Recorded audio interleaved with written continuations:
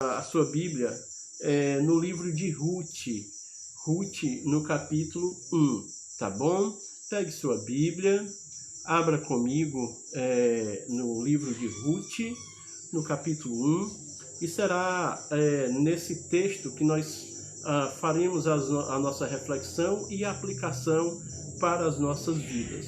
Um texto riquíssimo de informação, mas nós queremos focar hoje à noite pensando nessa questão de quando temos que tomar decisões em tempos de crise.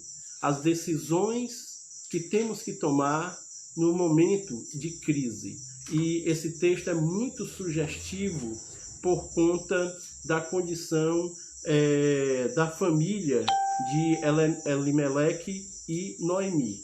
Então nós vamos fazer a leitura do texto, vamos jogar uma luz de pano de fundo sobre o texto e um pouco sobre o livro, para depois nós podermos extrair para os nossos dias aquilo que é aplicável, tá bom? Então, se você está com a sua Bíblia, é o livro de Ruth, aí no Velho Testamento, nós vamos ler a partir do versículo 1 do capítulo 1, vamos ler todo o capítulo, só são apenas 22 versículos, que compensa, como qualquer parte da Escritura, lermos todo e com atenção. Então nos diz assim a palavra do nosso bom Deus. Nos dias em que julgavam os juízes, houve fome na terra, e um homem de Belém de Judá saiu a habitar na terra de Moabe com sua mulher e seus 2 filhos. Este homem se chamava Elimeleque e sua mulher Noemi. Os filhos se chamavam Malom e Quililom, efrateus de Belém de Judá. Vieram à terra de Moabe e ficaram ali. Morreu Elimeleque, marido de Noemi, e ficou ela com seus 2 filhos, os quais casaram com mulheres moabitas. Era o nome de uma Orfa e o nome da outra Ruth, e ficaram ali quase 10 anos. Morreram também ambos, Malom e Quililom, ficando assim a mulher desamparada de seus 2 filhos e de seu marido.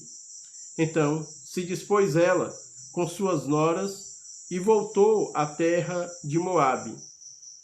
Porquanto nesta ouviu que o Senhor se lembrara do seu povo, dando-lhe pão.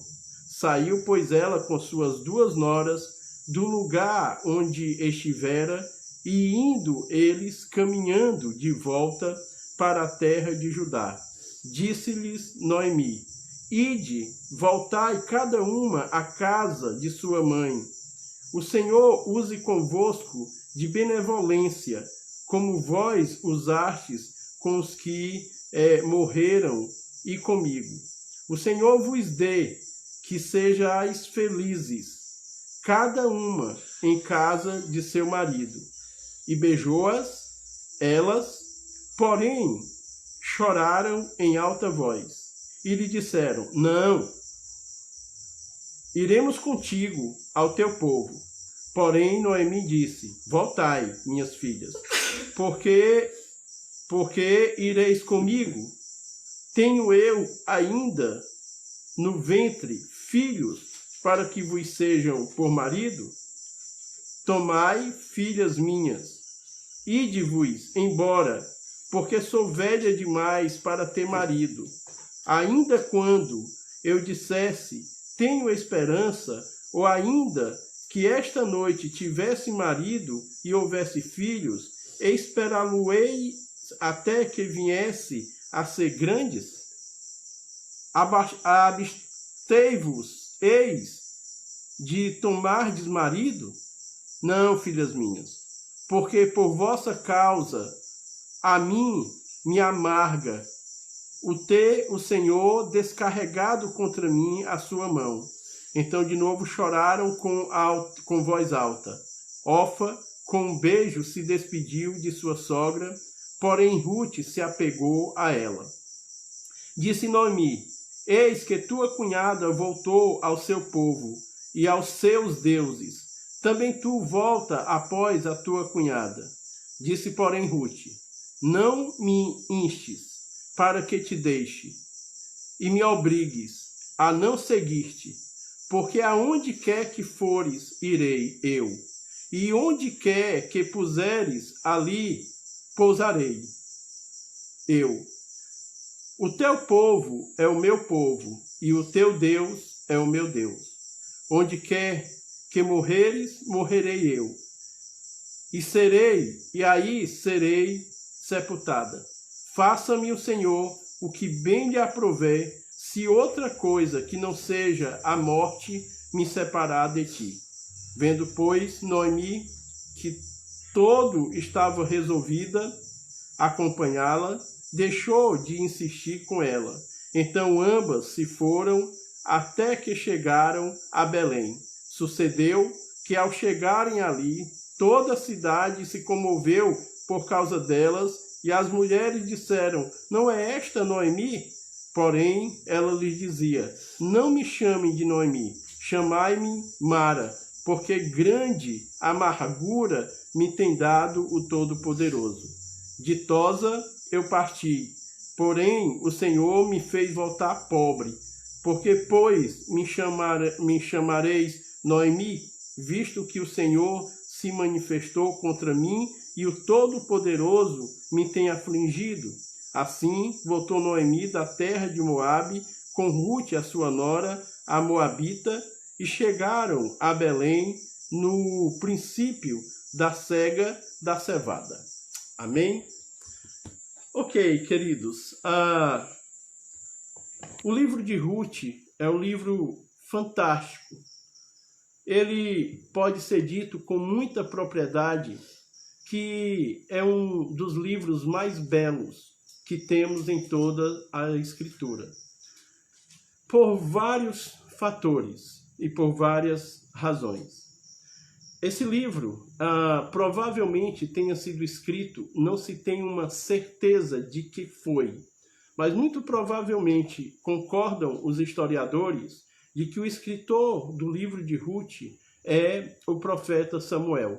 Eles alegam a questão da forma da literatura, a forma literária do livro, com outros textos que podem ser atribuídos, então, ao profeta Samuel. É um livro escrito ali no período dos juízes, naquele momento em que a nação não tinha, então, rei. E aquele período bem difícil e bem delicado que o povo de Israel vivia e viveu por mais ou menos uns 350 anos, quando não havia um governo definido. A época dos juízes foi então uma época muito complicada, porque não havia um governo, não havia uma liderança espiritual, e a nação viveu por muitos anos tempos muito difíceis, de muita calamidade, até por conta do próprio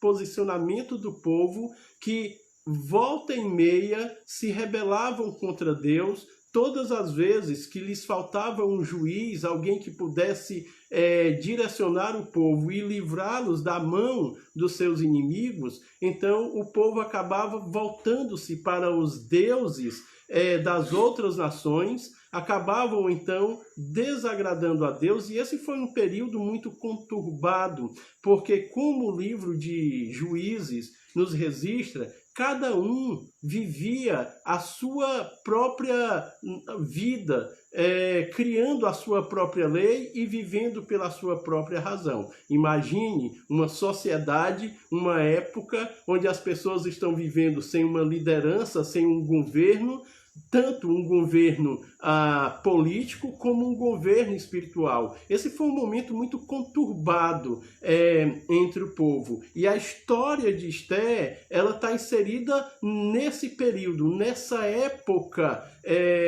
dos juízes. Agora, o livro de Rute,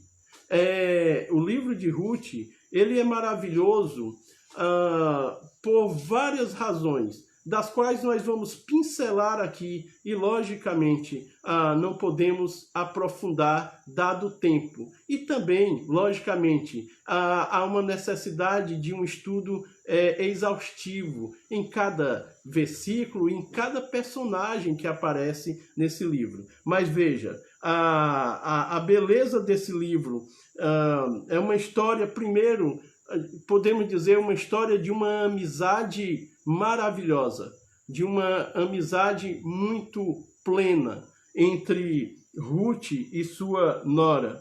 Também é um livro que nos mostra muito claramente a providência de Deus. Eu não sei se você já leu o livro de Ruth. Eu lhe aconselho a ler esse livro, que é tão pequenininho, mas tão grande, tão rico e tão profundo para o nosso crescimento e para a nossa vida cristã e espiritual. Ele nos mostra um conceito belo e maravilhoso de amizade. Ele nos mostra, mais uma vez, como em todas as páginas das Escrituras, a providência de Deus, a ação de Deus em meio a uma situação totalmente adversa.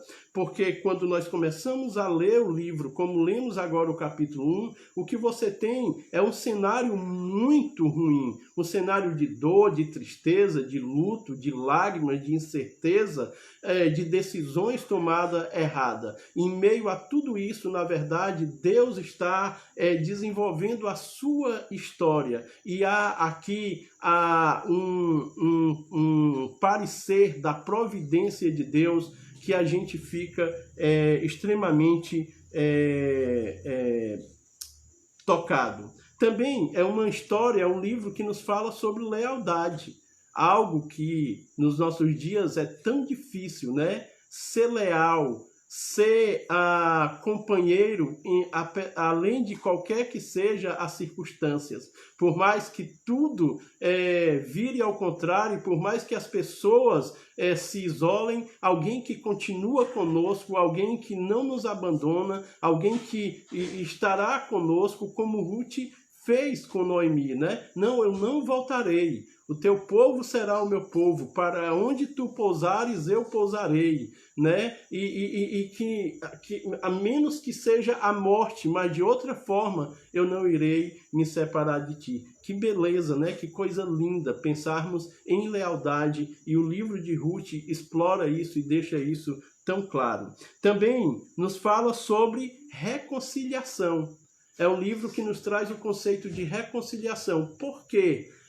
Fica muito claro com a vida de Ruth como Deus tem um plano de redenção que abrange todos os povos. Veja que ela não era um povo do povo judeu, ela era moabita, era estrangeira, e aí ela vem com Noemi e ela é totalmente bem recebida e bem acolhida. É isso que o plano redentor do nosso Deus tem para a humanidade, para todos os povos. Ele traz aqueles que são antes inimigos, ou constitui uma inimizade com Deus, e os faz não somente seus amigos, mas fazem deles também seus filhos e seus servos. E mais do que todas as coisas que já pontuei aqui, da maravilha que tem o livro de Ruth, nós temos a história da redenção.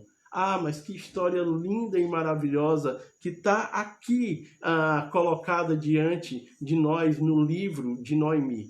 Trata da redenção, de como Deus tem um plano maravilhoso. Nós temos os personagens, Ruth, Noemi e Boaz, que podem ser estudados individualmente pelas suas condições e também pelas suas atitudes. A figura de Boaz, a figura de Ruth, a figura de Noemi são personagens que nos trazem com as suas vidas uma condição de conhecermos mais ainda o caráter de Deus, assim como todo o seu projeto.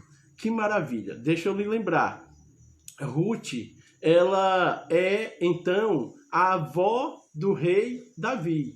Ela vai ter um filho, o nome dele é Obed, e daí, na verdade, ela é não exatamente vó, mas bisavó, né, do rei Davi. E dessa genealogia, nós temos então a raiz do nosso Salvador, o nosso Senhor Jesus Cristo.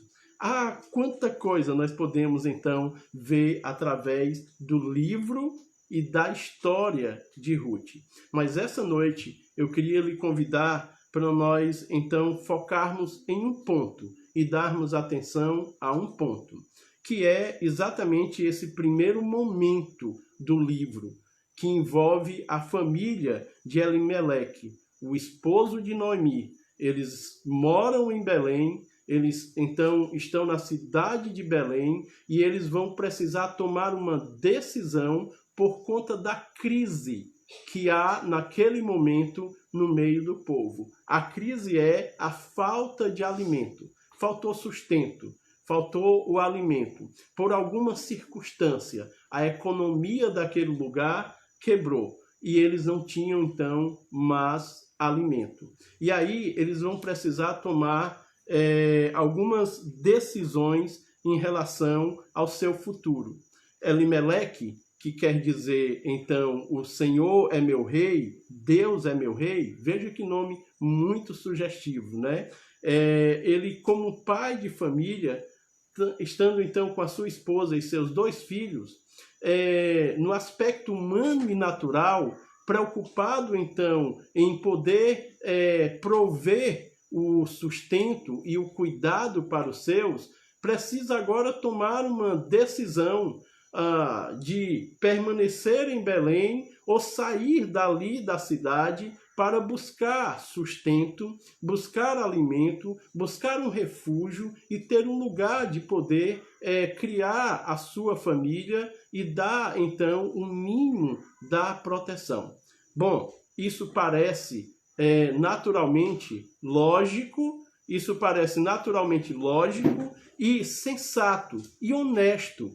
Qualquer pessoa íntegra, honesta e de responsabilidade, também diante de uma crise, diante de uma dificuldade, não pensaria diferente. E, na verdade, nos nossos dias, isso é sempre um pensamento que toma conta de um pai, da cabeça de um pai de família, de uma pessoa responsável pela família. O que fazer para prover o sustento e o alimento e não deixar com que a sua família passe por necessidade. Humanamente, isso é totalmente compreensível e é razoável. Mas lembremos que nós não vivemos apenas no aspecto físico e material. Nós temos uma vida no aspecto espiritual. E as nossas decisões, elas terão consequências nos 2 níveis. Tanto no aspecto físico, visível, no aspecto material, como as nossas decisões terão consequências na nossa vida espiritual, de maneira que eu e você, meu irmão e minha irmã, não podemos tomar nenhum tipo de decisão desconsiderando o aspecto espiritual que há em meio a essa decisão. Aliás, eu até lhe digo que, na verdade, a primeira coisa a ser considerada nas decisões que nós temos que tomar na nossa vida, seja ela em que situação for, a primeira coisa a ser colocada na balança é exatamente o lado espiritual. Não podemos fazer decisões pensando apenas no aspecto material. Lembre-se que o escritor de Provérbios nos diz que há caminhos que para o homem parece ser bom, mas o seu caminho, o seu final é um caminho de morte. Por isso é que nós precisamos ter muita cautela, mesmo diante do tempo de crise, mesmo diante do tempo de dificuldade, mesmo diante dessa aparente necessidade de sermos, então, honestos no sentido de cuidar de nós e dos nossos. Nós precisamos, então, ser muito cautelosos nas decisões que iremos então tomar. Então, Elimeleque, ele está diante dessa condição. É um tempo de crise, é um tempo difícil, é um tempo que exige posicionamento, é um tempo que exige ação. Muitas vezes nós estamos nessa situação. Agora, preste atenção. Elimeleque e sua família, eles são judeus, eles são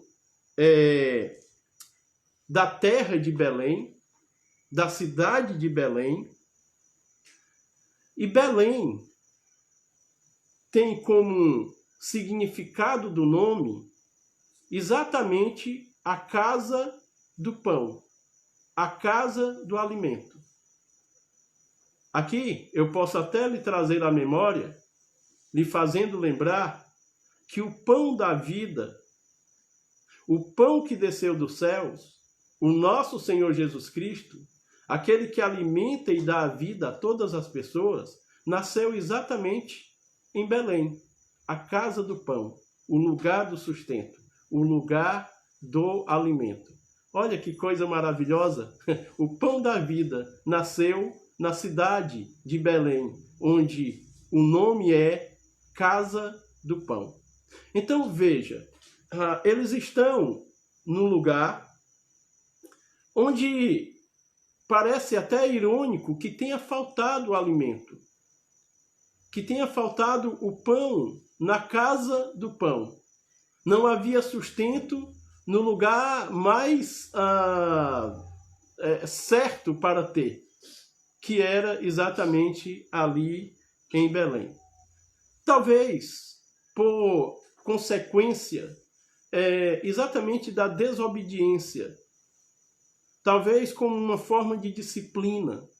Não podemos apontar com segurança as razões, mas sempre devemos nos lembrar de que era um período onde o povo, com muita frequência, estava rebelde contra Deus. E nós não podemos esquecer que Deus sempre trouxe disciplina para o seu povo, no sentido de corrigi-los, de tratá-los e de trazê-los de volta a caminhar com ele. Então, aqui pode ser um momento de exatamente disciplina de Deus. O certo é que estava faltando alimento na casa do pão. Estava faltando alimento, então, em Belém. E aí, Elimeleque toma a sua esposa, Noemi, e toma também os seus 2 filhos, e eles vão sair de Belém e vão se destacar cerca de 80 quilômetros para um local chamado Moabe. Eles estão trocando de cidade, eles estão fazendo uma mudança, eles estão deixando a sua terra, estão deixando o seu povo e estão indo então para um outro lugar atrás da sobrevivência, atrás então do seu meio de vida. Então nós precisamos, a partir daqui, em cima dessa decisão tomada por Elimeleque, tanto analisarmos isso que foi feito, como tirarmos as aplicações para nós. Primeiro, precisamos deixar muito claro de que por mais justo que parecesse que Elimeleque fizesse isso, por mais que nós possamos achar que a motivação era correta, nós já podemos dizer com muita segurança que a decisão dele foi errada. E essa decisão errada trouxe consequências das mais terríveis para a sua família, não muito tempo depois dela tomada. Veja, queridos, meu querido irmão, minha querida irmã, você que está me acompanhando, nós precisamos ter muito cuidado com as motivações que partem do nosso coração, partem da nossa razão, partem unicamente do nosso entendimento e dessa somatória, nós negligenciamos os conselhos de Deus. Quando nós tomamos iniciativas que nós julgamos ser corretas, mas isso está só dentro do aspecto humano e não está debaixo do conselho de Deus. Isso é muito perigoso, meu irmão. Isso é muito perigoso, minha irmã. Às vezes, até conselhos que nos são dados de pessoas que não têm relacionamento com Deus e não conseguem enxergar as coisas no âmbito espiritual, mas simplesmente no âmbito natural. E aí, nós, por motivação próprias, motivação do coração, nós negligenciamos o conselho de Deus. O erro de Elimeleque aqui começa logo a ser esse. Ele vai guiado pela razão, pela lógica humana, desconsiderando, então, o conselho de Deus. Você está entendendo? Para onde Elimeleque está indo, materialmente falando, parece ser mais proveitoso. E parece que ele vai poder cumprir com seu propósito. Mas o resultado não é só exatamente esse. Por quê? Porque a primeira coisa, lembre-se, Belém é a casa do pão. Belém é o lugar da providência. Elimeleque, ele então faz aqui um ato de incredulidade. E com esse ato de incredulidade de Elimeleque, ele tenta fugir do problema. Ele tenta resolver as coisas fugindo do problema, sem levar em consideração tantos outros aspectos. Todas as vezes, que surgem problemas, alguém já disse isso, Todas as vezes que nós temos problemas nas nossas vidas, existem 3 possibilidades de nós lidarmos com os problemas nas nossas vidas. Um é suportá-lo. O outro é fugir deles. E o outro é exatamente fazer com que esses problemas sejam, então, usados para o nosso benefício. Se a gente suportar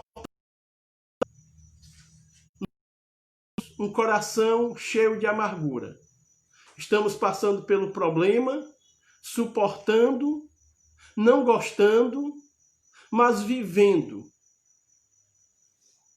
Mas isso vai causando angústia e amargura no coração. Isso não é bom. Nós não devemos simplesmente suportar. Ah, como é que você está? Como é que está aquele problema? Eu estou suportando. Então você não está bem. Você está criando uma amargura no seu coração. Porque você está suportando sem tratar, você está suportando sem resolver, você está simplesmente vivendo com aquilo, sem aquilo ser, de fato, algo que esteja, de alguma forma, contribuindo, inclusive, para o seu amadurecimento. Fugir do problema não resolve, porque nós fugimos dos problemas, mas ao fugir do problema, ele não some, ele continua sendo um problema. E por mais que pareça que por algum momento ele está resolvido, de vez em quando nós nos damos por conta que ele ainda está ali. Então fugir do problema nunca é também a solução. Fazer de conta que o problema não existe, dar outro nome para o problema, dar outra cara para o problema, não resolve. Veja, eu tenho dito para algumas pessoas que às vezes, em meio a um problema, tenta algum tipo de mudança, seja de lugar, seja de cidade, algum aspecto de mudança. E eu tenho lembrado para algumas pessoas o seguinte: bom, você vai mudar. Vamos dizer, você vai sair do seu emprego. Ou vamos dizer, você vai sair da sua cidade e vai morar em outra cidade por causa desses problemas.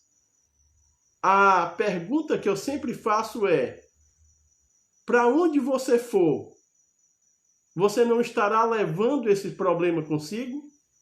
Porque muitas vezes mudar de endereço, mudar de lugar, não significa dizer resolver o problema. Porque muitas vezes o problema, ele está conosco, ele está em nós. E ele precisa ser resolvido em nós. Precisa ser resolvido em cada um de nós. Então nós precisamos dos problemas, fazer com que eles sejam resolvidos e haja proveitos, então, para a nossa vida. Então, há aqui uma incredulidade, um medo, um jeito de fugir de uma realidade e uma desconfiança de que Deus poderia suprir as suas necessidades ali mesmo em Belém. Há aqui um descredenciar a ação de Deus. Gente, entenda aqui uma coisa, por favor. Nas nossas vidas, sempre será assim. Haverá tempos abundantes, haverá tempos mais abundantes, haverá tempos fartos, mas haverão os dias onde as coisas serão menos, onde será mais escasso. E eu estou falando em todos os sentidos, em todas as áreas da sua vida. Haverá os dias mais festivos. Ou já houve nas nossas vidas aqueles dias que nós julgamos terem sido a época de ouro. O tempo da juventude, o tempo que a gente fez tanta coisa. Haverá tempos mais difíceis, haverá tempos mais fáceis, haverá dias de mais abundância, haverá dia de mais escassez? Sim. E nesses dias de escassez, nesses dias de muitas dificuldades, nós precisamos continuar confiando que Deus está conosco e que Ele é Deus, então, para agir sobre as nossas vidas. E entra, então, aqui um aspecto que é muito importante na vida do cristão, que é uma vida de contentamento. Eu estou feliz em ter muito. Ó, quem que não está? Mas eu continuo louvando a Deus quando eu tenho pouco ou não tenho nada. Será que diante dos momentos em que as coisas nos são tiradas, esse momento não deve trazer para as nossas vidas o revelar aonde está o nosso coração, onde está a nossa esperança e em quem nós confiamos? O Deus que tem me dado até agora, Ele não continuará me dando o suficiente para que eu possa viver? O tempo agora é um tempo para viver assim, nessas condições. E uma vida de contentamento nos faz não fugir dos problemas, mas diante dos problemas e no lugar que estamos, louvar e glorificar a Deus. Hoje eu estava lendo o Salmo 55 e é muito interessante, porque no Salmo 55, o Davi, ele tá num momento muito difícil. É o momento da rebelião do seu filho Absalão. Bem mesmo um momento crítico. Davi, ele está lamentando porque o seu melhor amigo traiu. tinha palavras doces, estava ali sempre com ele, e agora se rebelou e se juntou contra aqueles que usurparam dele o trono e querem a sua morte. E aí Davi diz uma expressão muito interessante. Ele diz que ele queria ter asas como as pombas, para que ele pudesse exatamente fazer isso. Fugir daquela situação, fugir daquele problema. Não. Parece que a ideia é melhor no pensamento do profeta Isaías, no capítulo 40 e no versículo 31, que sugere que nós tenhamos asas, mas não como as de pombo, mas como as de águia, que não nos fazem simplesmente fugirmos do problema, mas nos faz o quê? Voarmos acima do problema. Estarmos acima do problema. Não pelas nossas forças, meu irmão, não pela sua força, mas pela força do nosso bom Deus que continua nos segurando e nos sustentando. Elimeleque está saindo de Belém e Elimeleque está fazendo isso por uma condição de incredulidade.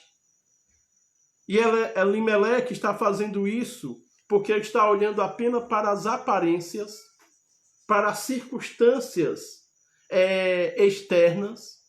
Ele está olhando o tempo, ele está olhando as condições e está difícil. Agora preste atenção, meu irmão, minha irmã. Preste atenção. Não desligue, não. Preste atenção. A coisa é séria.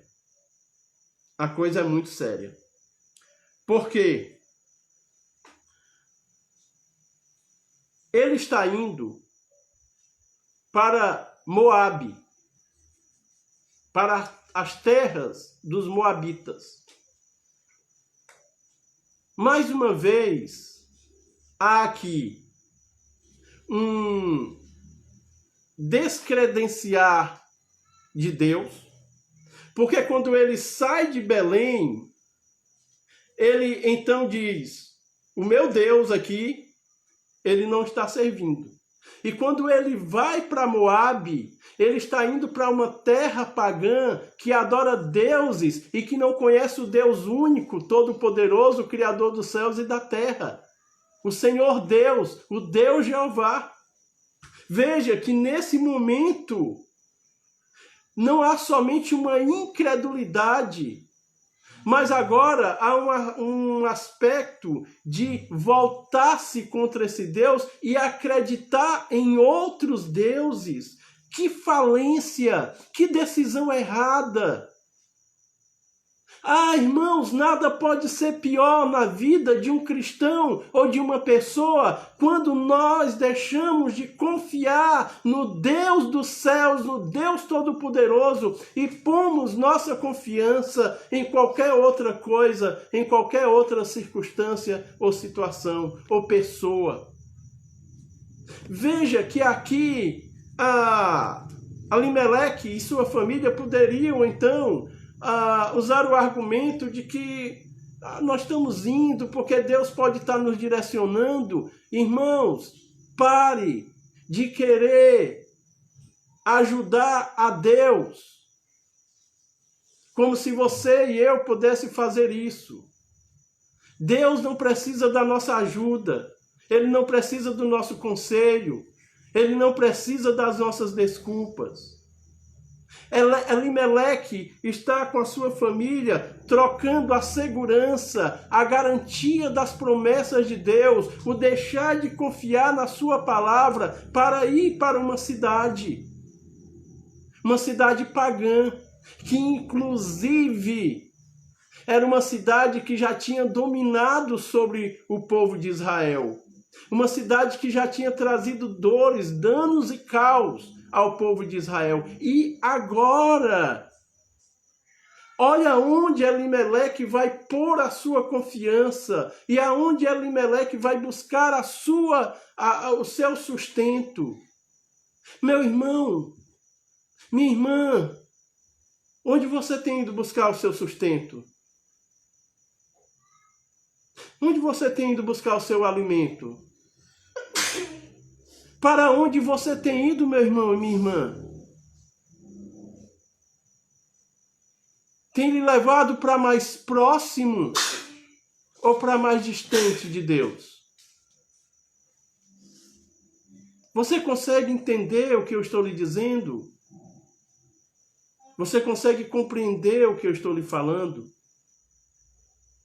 Você lembra o momento em que os pastores de Abraão e de Ló estavam discutindo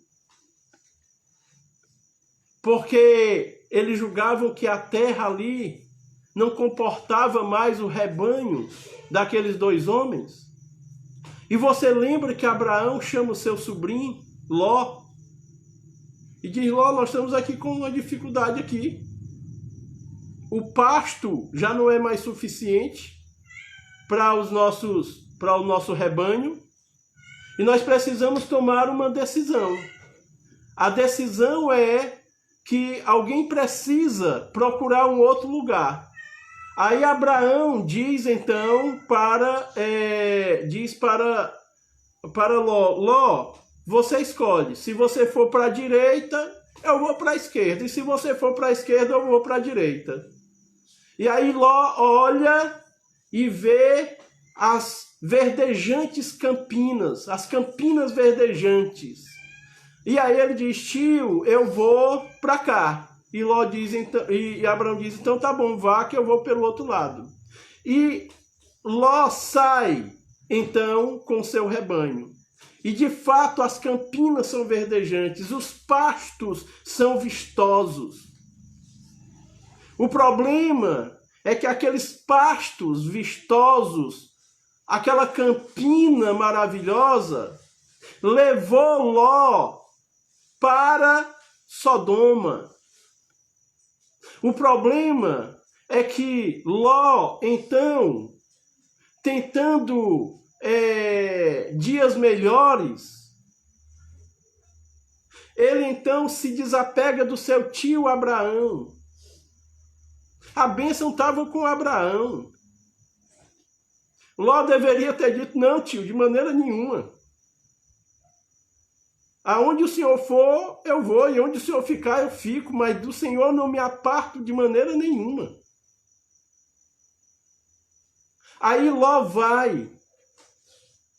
E você sabe das consequências que houve para a família de Ló, que foi totalmente destruída. Inclusive, os moabitas eram descendência de Ló, porque vinha exatamente da raiz do filho que Ló teve com a sua filha mais velha. Queridos, nós não podemos, por causa das circunstâncias, nos distanciar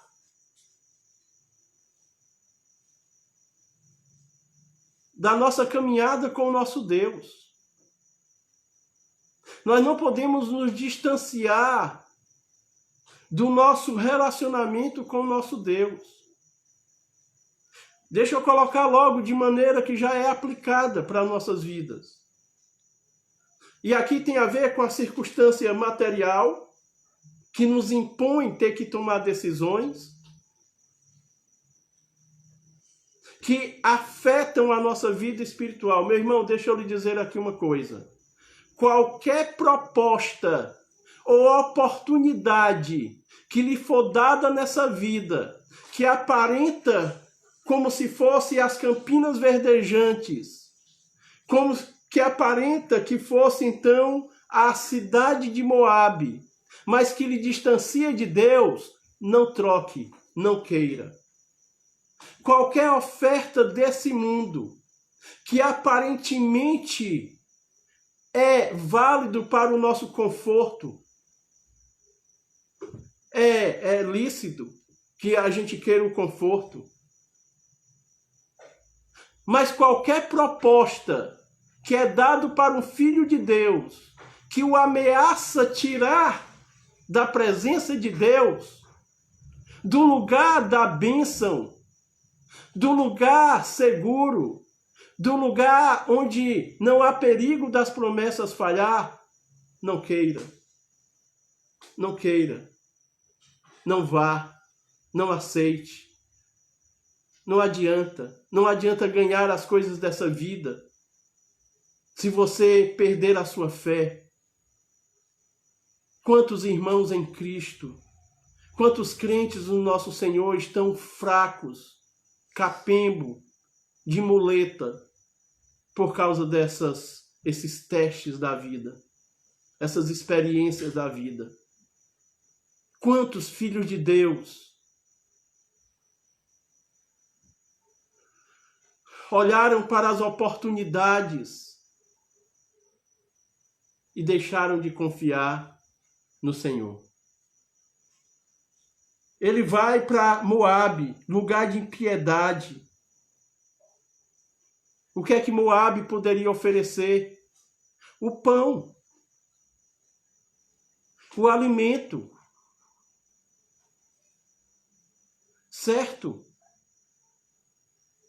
Mas em troca disso, lhe tirava o quê? O pão do céu, o alimento da alma, do espírito. O que é que Moabe poderia dar e oferecer? As coisas, o que é que o mundo, meu irmão, pode lhe oferecer? Em tempos de crise, eu sei que todo mundo precisa de uma oportunidade, e isso é válido, e isso é legítimo, e nós oramos para que cada um dos nossos irmãos, famílias, tenham portas abertas, tenham trabalho, tenham sustento, tenham alimento, possam fazer projetos, sim, mas o que é que o mundo pode lhe dar? Se você não confiar em Deus, se você não esperar em Deus, tudo que o mundo lhe der com uma mão, ele lhe tirará com outra, com um peso muito maior, inclusive lhe afastando.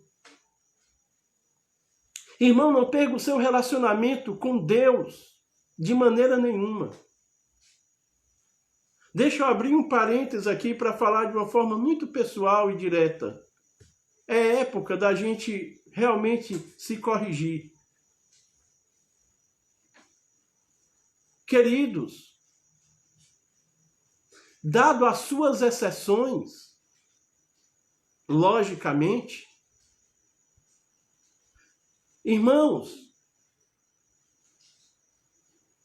não perca a comunhão com Deus, com a igreja e com os irmãos, sempre alegando a falta de tempo, porque o mundo tem lhe colocado, tem imposto sobre você uma condição de opressão, de que ele lhe dá, mas ele lhe dá se você não puder se relacionar. E aí nós nos sujeitamos ao mundo, ao que o mundo pode dar, mas a cobrança é, você não terá tempo. Você não pode ir para a escola bíblica dominical, você não pode ir para o culto de Santa Ceia, você não pode ir para os cultos quarta-feira, você não pode ir para o culto de domingo, você não pode ir para o trabalho extra das mulheres, você não pode, porque... Não. Você está me entendendo?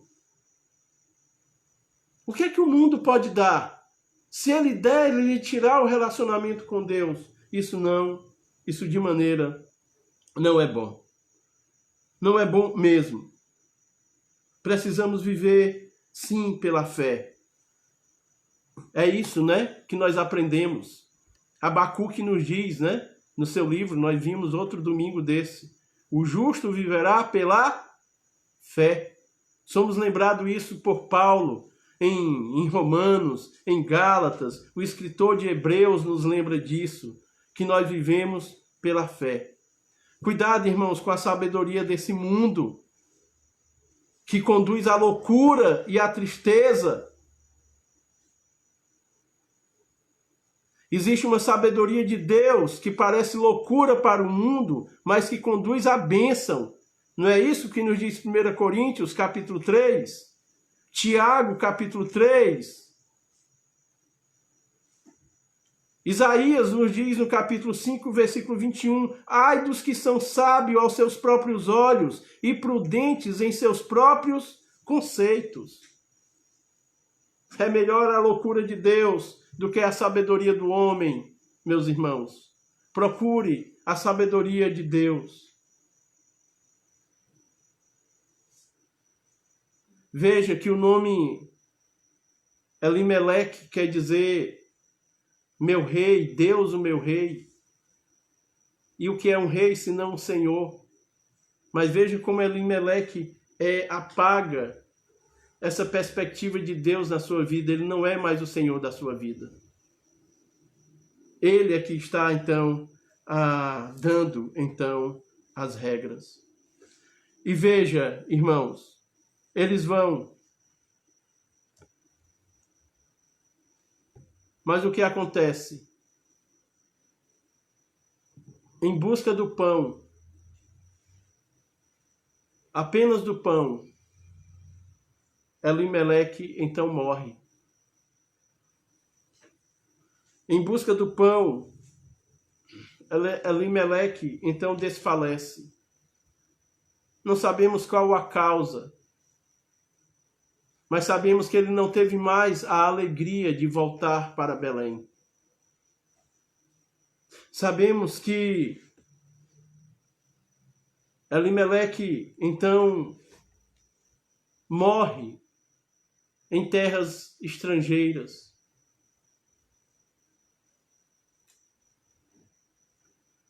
Meu querido, se você está me ouvindo essa noite, ou quando você for esse vídeo, ou ver esse vídeo, não morra no mundo, meu irmão.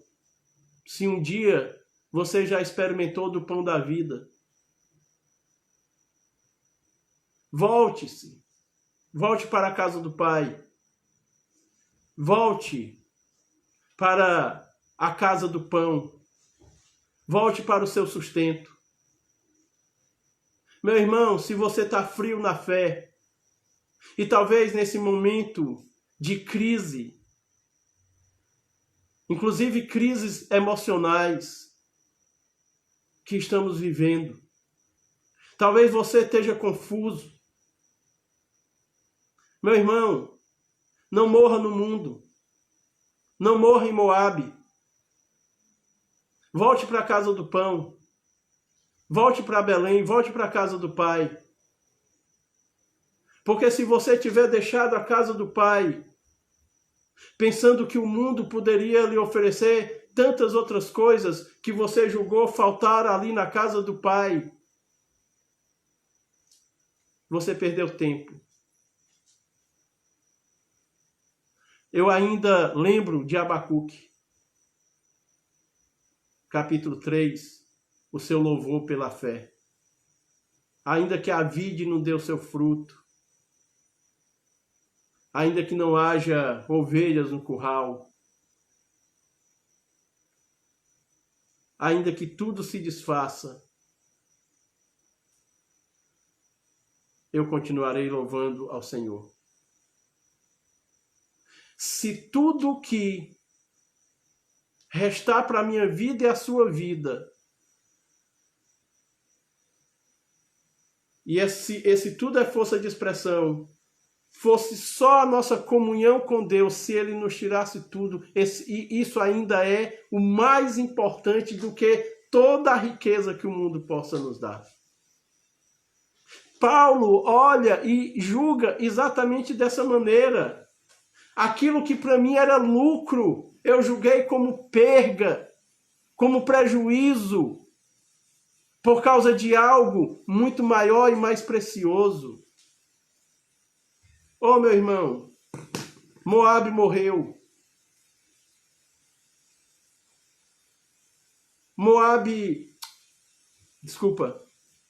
Elimeleque morreu em Moabe. A sua busca trouxe, então, tristeza para a sua família. E agora, a Noemi, que tem o seu nome com significado de doçura, estar só, sem o marido e com os filhos. Mas os filhos se casam com duas mulheres moabitas, a Orfa e a Ruth. Mas, num período mais ou menos de 10 anos, os dois filhos de Noemi também morrem. Veja a consequência. Veja o tamanho do abismo que vai se abrindo. Tanto o esposo, Elimeleque, como agora os dois filhos. Eles morrem. Veja que tragédia familiar. Veja que luta. Aquilo que parecia bem não é mais tão bem. Veja como Noemi agora está mais desamparada do que nunca.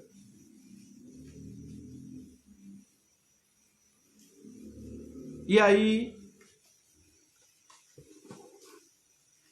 surge uma notícia. A notícia é: voltou a ter pão em Belém. Voltou a ter alimento em Belém. Oh, meus irmãos, o nosso Deus não falha. Também já falei aqui em outros momentos que nós precisamos saber tirar as bênçãos em meio às provações. Meu irmão, a provação, ela tem como objetivo nos levar mais rendido aos pés do nosso Senhor Jesus Cristo, do nosso Deus. Meu querido, se você está passando por lutas, e essas lutas não te colocam prostrado diante do Deus eterno, você não está entendendo, nem aproveitando, nem tirando os benefícios que uma provação está te dando. Se você vê a provação como algo ruim, onde você se sente vítima, onde você se sente coitado, e onde muitas vezes você até culpa Deus pelo seu estado, você não entendeu ainda o seu relacionamento com Deus, porque de cada provação Ele molda o nosso caráter para que nós possamos exercer aquilo pelo qual fomos criados, que é a condição de o adorar. Não saia da presença de Deus por nada, nunca, jamais. Toda a sua luta, toda a sua dor, todo o seu sofrimento, tudo que você passar, entenda, tem que lhe levar a permanecer confiando nas promessas e na palavra de Deus.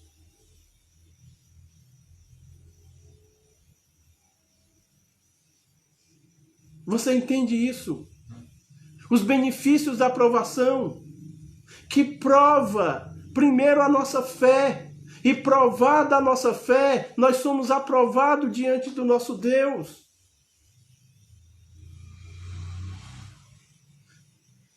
Veja que em tempos de crises é uma oportunidade de tomarmos posição correta, que demonstra o embasamento da nossa fé e a nossa confiança no nosso Deus. Não é hora de fugir. Entenda, tem a hora de fugir. Tem.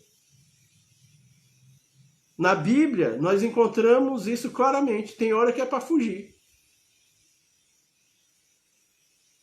Mas tem hora que é para encarar, é hora para ficar, é hora para permanecer, é hora para se manter.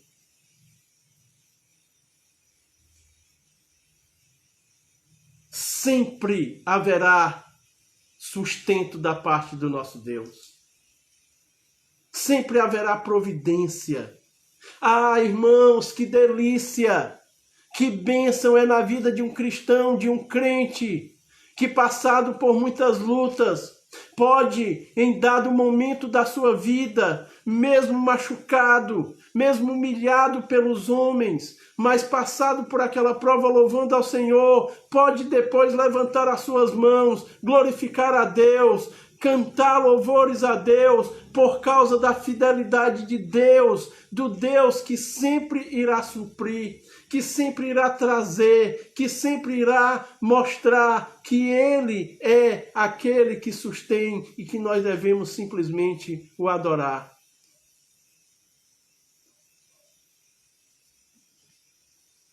Que decisões você tem tomado na sua vida? Para que rumo você está levando a sua família? Para que caminho você está levando a sua casa? Confie no Senhor. Israel confia no Senhor.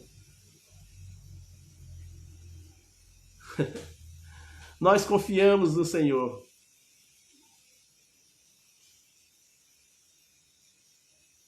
Não viva pelas aparências.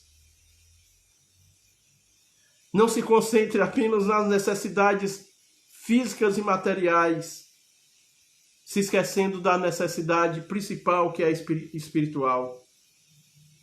Não honre o inimigo. Não vá buscar no mundo aquilo que Deus tem para lhe dar.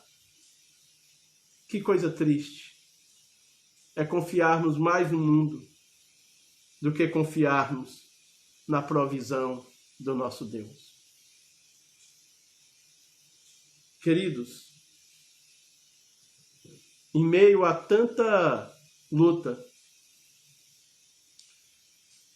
Noemi vai até achar que Deus está punindo ela. Ela está errada. Noemi sente tanta amargura que ela pede para que o seu nome não seja mais Noemi, que quer dizer doçura, e passe a ser Mara, que quer dizer amargo. Mas, meu irmão, minha irmã, a palavra de Deus é a Bíblia. É uma palavra de esperança. A história do livro de Ruth, como eu disse no início, é tão fascinante. É tão maravilhosa que uma história que começa dessa natureza nos remete a uma simbologia tão linda e maravilhosa do relacionamento da noiva de Cristo, a igreja, com Cristo. Do projeto de redenção do nosso Deus sobre os seus. Eu quero concluir. Então, nos lembrando de algumas coisas.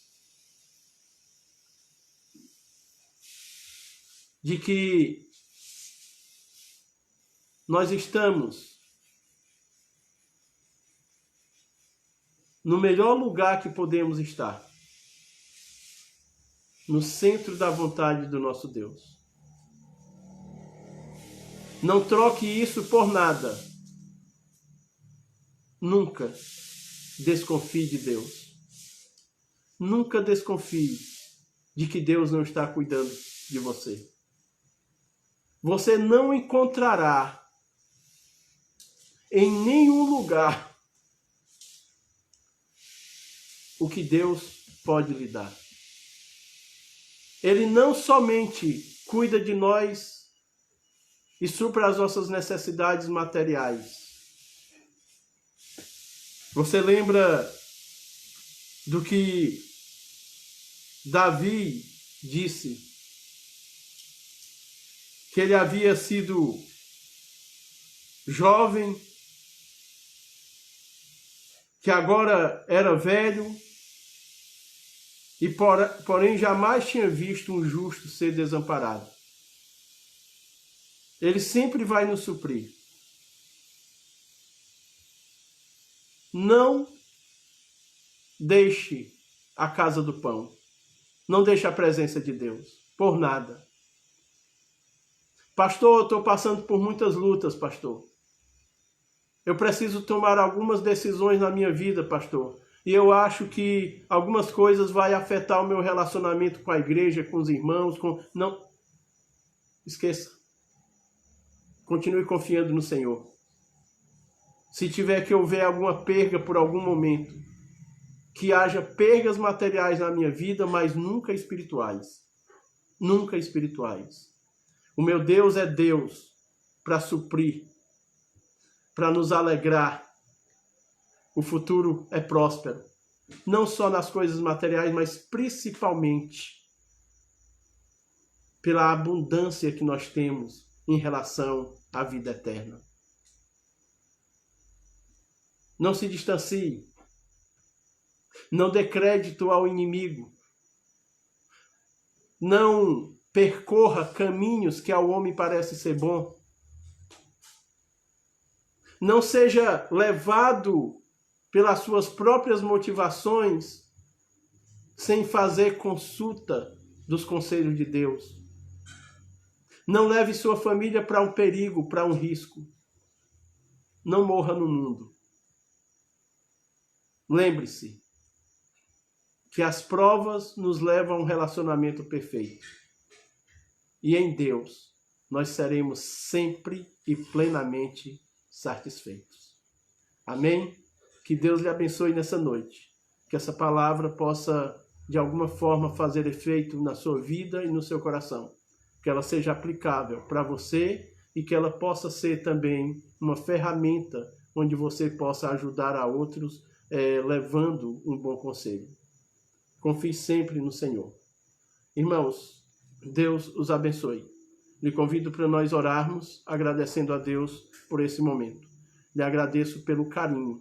Lhe agradeço por nos acompanhar e nos dar o crédito de ouvir a palavra de Deus a partir dessa pregação. Conto com as suas orações, ao passo que tenho orado por vocês. Irmãos e queridos amigos aqui de Tamboril, e você, irmão e amigo de outra cidade, eu lhe peço encarecidamente as orações pela vida do Lucas, do pequeno Lucas.